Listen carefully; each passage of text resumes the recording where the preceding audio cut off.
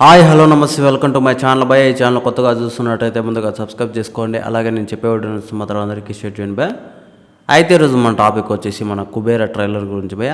నిజానికి ట్రైలర్ ఒక రేంజ్లో ఉంది అని చెప్పొచ్చు. అసలు నాకు తెలిసినంత వరకు మన ధనుష్ గారి యాక్టింగ్ అయితే సినిమా మొత్తానికే ఒక హైలైట్గా నిలుస్తుందని మాత్రం చెప్తున్నా భయ్య. లిటరలీ నాకు వాళ్ళ కాంబినేషన్ కంటే అసలు ఆ సినిమాలో ఆ ట్రైలర్లో నాకు చూస్తున్నంతసేపు అసలు ధనుష్ గారిని ఎంతసేపైనా చూద్దాము అన్న టైప్లో అనిపించింది భయ్య.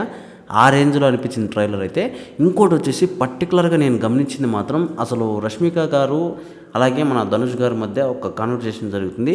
అది చాలా డిఫరెంట్గా అనిపించింది. నేను ఇప్పటివరకు ఎలాంటి సినిమాల్లో చూడలేదనిపించింది భయ్య.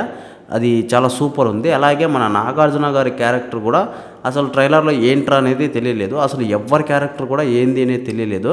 అంటే మనం మామూలుగా ఒక ట్రైలర్ చూసినప్పుడు ఖచ్చితంగా మనకి వాళ్ళ క్యారెక్టర్లు ఏంది అనేది తెలుస్తుంది కదా. అలాంటిది అసలు ట్రైలర్ చూస్తున్నంతసేపు అసలు ధనుష్ గారిది ఒక రకంగా ఉంది, అలాగే మన నాగార్జున గారిది ఒక రకంగా ఉంది, అలాగే మన రష్మిక గారితో ఒక రకంగా ఉంది భయ్య. చాలా డిఫరెంట్గా అనిపించింది.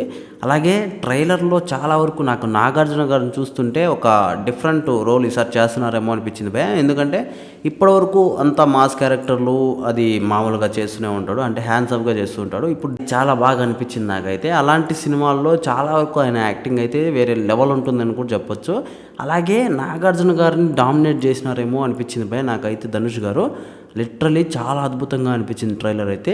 అయితే ఈ ట్రైలర్లో ముఖ్యంగా నేను గమనించింది అయితే ఖచ్చితంగా వాళ్ళు డబ్బు కోసం ఇదంతా చేస్తున్నారు అని చెప్పేసి మనకైతే తెలుస్తుంది. కాకపోతే ఇక్కడ ఇంకా ఒకటి ఏంది అంటే అసలు డబ్బును మించి మన ధనుష్ గారి క్యారెక్టర్ ఏదో ఉంది అన్న టైప్లో అయితే ట్రైలర్లో చూపించారు భయ్య.